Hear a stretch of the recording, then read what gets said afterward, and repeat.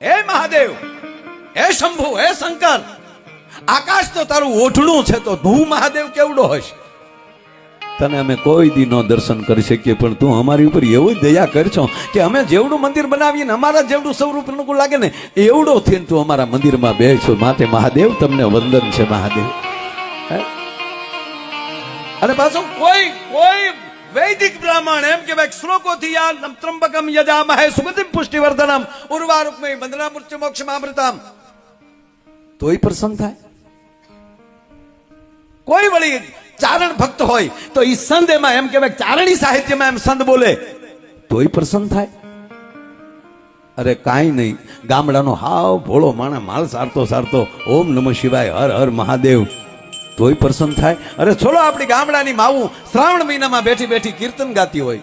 ઓરા રે ગાવો તમે શંકર ભોળા, તને ચડે છે ભભૂતિના ગોળા, એવો રે ગાવો તમે શંકર ભોળા. હે મહાદેવ, એક ગામડાની ભોળી ભાળી માવું પણ આવી સરળ ભાષામાં તને સ્તુતિ કરે તોય તું પ્રસન્ન થાય.